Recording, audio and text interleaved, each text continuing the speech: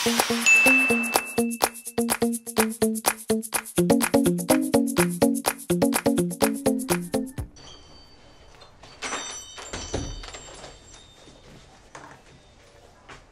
naman, 5 minutes, kaya mo magbihis ah. Bakit ang tagal mo ngayon?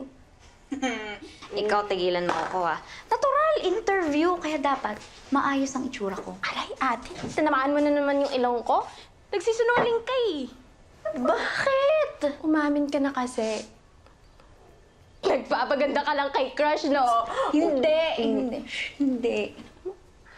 Ang sakit na. Papasok ko lang dito para mang-asar. Sige na, lumabas ka na ulit. Magbibihis na ako. Okay na, 5 minutes. Okay. Sure ka?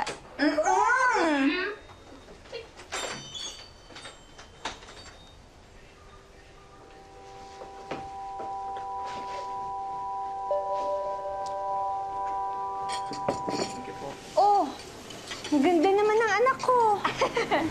Saan ang punta mo?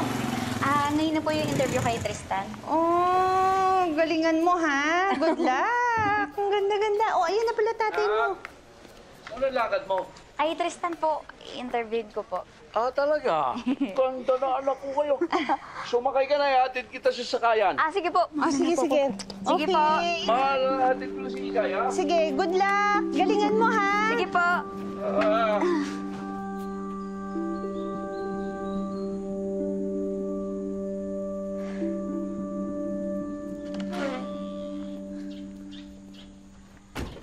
Erika. Kanina ka pa? Hindi. Kararating ko lang. Halika, come in.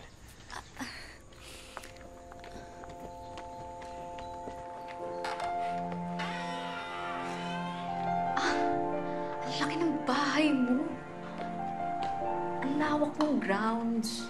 Ang ganda. Hindi naman sa akin to eh. Kay Papa to. Mamaya papasyal kita sa iba't ibang part ng bahay namin. Sige.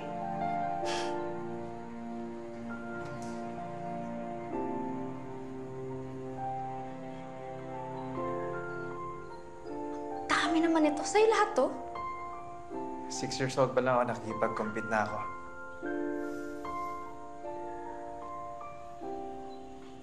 Ay, picturean ko Okay.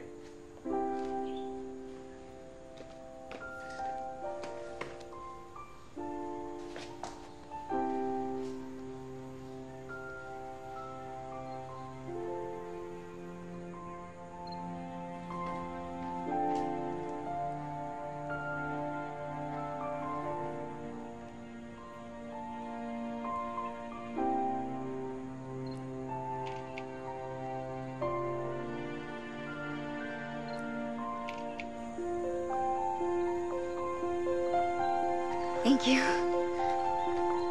Wow! Ang laki naman pala ng swimming pool niyo. So, dito ka nag-ensayo? Oo. Ay, sandali lang. Paki ka na ba? Start ka na. Alright. Good. Sige. So, paano ka nag-start mahilig sa swimming? Yung cousin ko. Kasi sinasama niya ako sa mga trainings niya before. Tapos alam mo, naiingit ako sa kanya, naalala ko kasi nakakapag-travel siya because of his competitions. Doon nag-start lahat. Kaya ako naman, gusto ko lang naman talaga yung makapunta kung saan-saan. But eventually, I came to love swimming.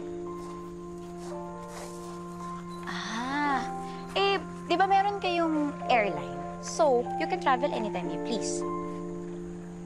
Oo, pero syempre, iba pa rin yung nakakapag-travel ako on my own. So, ilang beses ka nang nakasakay ng eroplano? Hindi ko na maalala, pero the first trip was with my family. I think I was 4. Upo ka. Huwag na. Pang prinsesa yata yan. Hindi, sige na. Upo ka na. Sige na. Ako kasi hindi pa ako nakakasakay ng eroplano. What? As in, never pa? Aba, sorry naman. Hindi ko pa carry. Alam mo, mangyayari din yan. You'll go places, Erika. Achiever ka, di ba? Binabalik mo sa akin yung topic eh. Ika nga, isa pa. Ikaw ulit.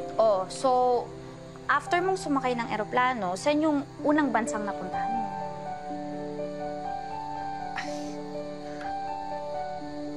Australia. Ah, Dala mo sila ng pagkain doon. Nainip ka na yata. Buksan ko lang yung TV. Ay, Manang.